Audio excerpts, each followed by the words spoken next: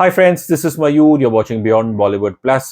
Netflix की एक film विवाद में है। अब ये विवाद क्या है, इस पे हम आज बात करेंगे, लेकिन उससे पहले जल्दी से मेरे चैनल को सब्सक्राइब कीजिएगा and don't forget to press the bell icon. Film Maharaj, produce by Yashraj films, directed by Siddharth P Malhotra. इसके अंदर है आमिर खान के बेटे जुनैद खान, जो अपना डेब्यू कर रहे हैं, और उनके साथ है acclaimed actor Jaideep Ahlawat and there is also Shalini Pandey. अब क्या है ये विवाद, बस इसके लिए हमें 1862 में जाना पड़ेगा, बिकॉज तब की एक कहानी है, एक सच्ची कहानी पे ये आधारित है ये फिल्म। और 1862 में जब India was under British rule, तो उस दौरान एक जर्नलिस्ट थे, Karsan Das Mulji ji, who was the editor of a Gujarati biweekly called Satya Prakash, जिसके मालिक थे एक नानाजी रुस्तम जी रनीना, पारसी ओनर। और इस एडिटर और इस अखबार के मालिक के खिलाफ एक हिंदू संगठन है, उन्होंने इनके खिलाफ एक लाइबल केस फाइल किया था। Libel case basically in short एक डेफेमेशन केस ही होता है। और दरअसल ये जो संगठन है वो बिलोंग करता है एक पुष्टि मर्ग सेक्ट को, जिनके बारे में हमने पढ़ा तो पता चला कि ये एक लार्जली गुजरात के मर्चेंट फैमिली से आते हैं। They are devotees of Krishna. तो 1862 में ये केस, जो इस संगठन के लोगों ने इस अखबार और इसके संपादक और इनके जो मालिक है उनके खिलाफ ये लाइबल फाइल किया था कि उन्होंने इस संगठन के बारे में बहुत ही कुछ गलत बातें कही थी। 1860 में करसन दास मूलजी जी, उन्होंने एक आर्टिकल लिखा था अपने अखबार में, जहां उन्होंने सवाल खड़े किए थे इस संगठन में जो कुछ हो रहा था। उन्होंने आरोप लगाए थे कि इस संगठन में जो गुरु है, महाराज है, वो दरअसल औरतों का यौन शोषण कर रहे हैं। और 2 साल बाद फिर सभी गुरु जो इस संगठन के हेड्स है वो नाराज हुए थे, और फिर उनकी इन्हीं में से एक महाराज है, जादूनाथ ब्रिजनाथ महाराज, उन्होंने ये केस फाइल किया था। और इसका जो केस लड़ा गया था वो बॉम्बे हाई कोर्ट में लड़ा गया था। शायद उस दौर में उसे सुप्रीम कोर्ट ही उस दौर में शायद वो सुप्रीम कोर्ट ही था। तो खैर, केस में तो ये हुआ था कि बस महाराज लोग जिन्होंने केस किया था वो केस हार गए थे, और हमारे करसन दास मूलजी जी और अखबार ये केस जीता था, और उन्हें इस संगठन को जुर्माना भरना पड़ा कुछ 11,500 रुपए का। और लेकिन इस केस को लड़ते लड़ते करसन दास मूलजी, इनके कुछ 13,000 रुपए खर्च हो गए थे। तो कहानी बस ये सिंपल है कि कैसे एक जो अखबार, उसके एडिटर, उन्होंने जो अलेजेड सेक्सुअल एक्सप्लॉयटेशन हो रहा है, यौन शोषण इस संगठन में, उसके खिलाफ उन्होंने आवाज उठाई थी। और अब सोचिए कि अब someway I have to say that कि it's like history is being repeated itself, because अब फिर से जो इस संगठन से लोग जो अब जुड़े हैं, उन्होंने शायद डेफेमेशन का डाला है, और इस मूवी को इस पे बैन लगाने की उन्होंने मांग की है। अब आई थिंक दूसरी कंट्रोवर्सी ये भी है कि अब इस फिल्म के अंदर आमिर खान के बेटे हैं। मैं सोचता हूँ यदि अगर आमिर खान के बेटे ना होते तो क्या ये विवाद उतना बड़ा होता? फिर भी शायद होता, बिकॉज यहाँ पे हिंदू सेंटिमेंट्स की बात आ जाती है, रिलीजियस सेंटिमेंट्स की बात आती है।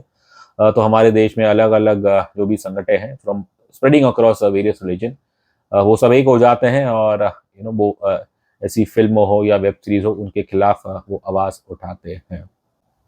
फर्स्टली मेरा ये मानना है कि I think it's a very unfortunate कि आमिर खान के बेटे, उन्हें टारगेट किया जा रहा है जस्ट बिकॉज वो आमिर खान के बेटे हैं एंड वो मुस्लिम है। एंड यस, आमिर खान साहब ने पीके में कुछ गलतियां की थी, लेकिन आई डोंट थिंक उसकी सज़ा उनके बेटे को मिलनी चाहिए।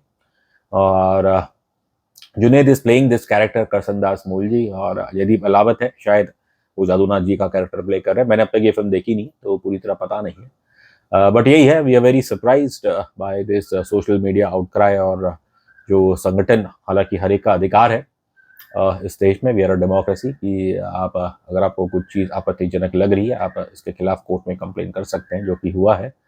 बट इस फिल्म को अगर उस कॉन्टेक्स्ट में देखा जाए तो I don't know, maybe शायद all this is a little bit unwarranted, और हो ना हो, बट कहीं ना कहीं मुझे ऐसा लगता है कि बिना कुछ प्रमोट किए हुए, क्योंकि इस फिल्म का विषय ऐसा है, और जो आवाज़ उठी है इस फिल्म के खिलाफ, इस फिल्म को जो पब्लिसिटी चाहिए थी वो बिना कुछ खर्च किए, बिना कुछ बोले, वो ऑलरेडी मिल चुकी है।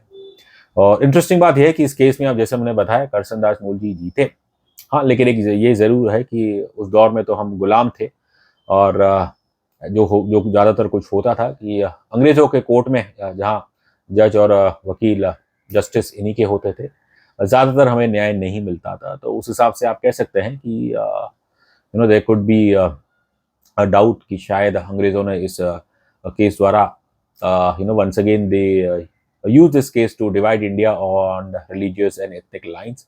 लेकिन ये केस तो खुद जो पुष्टि मार्ग संगठन है उन्होंने फाइल किया था और ना कि करसनदास मूलजी। और जैसा कि हमने पढ़ा कि कुछ 31 विटनेसेस आए थे इन फेवर ऑफ दिस संगठन पुष्टि मार्ग, और लेकिन जो आपके डिफेंडेंट थे करसनदास मूलजी, इन्होंने कुछ 33 गवाह पेश किए थे कोर्ट में, और जाहिर है इन गवाहों ने कहा होगा कि क्या उनके साथ हुआ है इस गुजरात बेस्ड संगठन के आश्रमों में।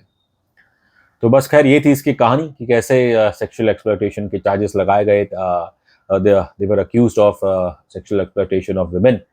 और फिर करसनदास मूलजी ने बीइंग अ जर्नलिस्ट उन्होंने इसके खिलाफ आर्टिकल लिखा था। और इंटरेस्टिंग बात यह है कि करसनदास मूलजी खुद वो इस पुष्टिगर्मर परिवार से आते हैं, उनके जो पिता है दे कम फ्रॉम दिस कम्युनिटी, लेकिन क्योंकि वो पढ़े लिखे थे, रिफॉर्मिस्ट थे, और उन्होंने जो ऑब्वियसली उनकी जो जर्नलिज्म है, उनकी जो रिसर्च थी, छानबीन उन्होंने की, उसके हिसाब से उन्हें पता चला कि औरतों का यहाँ पे यौन शोषण हो रहा है, और उसके खिलाफ उन्होंने आवाज़ की अपने अखबार द्वारा, जो कि बिल्कुल उनका अधिकार था।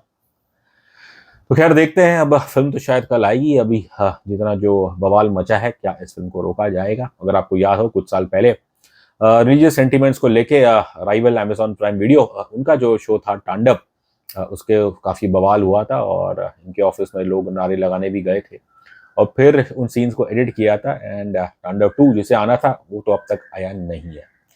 अब देखना है कि नेटफ्लिक्स यहाँ पे क्या उसकी प्रतिक्रिया रहेगी। उनकी तरफ से तो अब तक कुछ बयान आया नहीं है, पर मैं उम्मीद करता हूँ कि फिल्म यशराज या फिल्म जिनका रिकॉर्ड ज़्यादातर अच्छा है, वो कुछ ऐसा वो कोई ऐसी चीज़ नहीं करेंगे जिससे आई थिंक कोई रिलीजियस सेंटिमेंट्स हर्ट हो।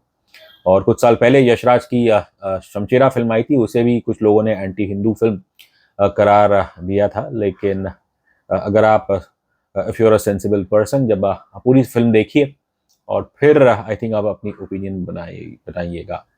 मैं उम्मीद करता हूँ कल ये जब फिल्म आएगी, I hope to catch it, और तब पता चलेगा। लेकिन purely based on what happened in 1862, I don't think it will be very unfair to say कि ये एंटी हिंदू या हर्टिंग रिलीजियस सेंटिमेंट्स कहना, मेरे पर्सनली मेरी राय में तो ये उचित नहीं है।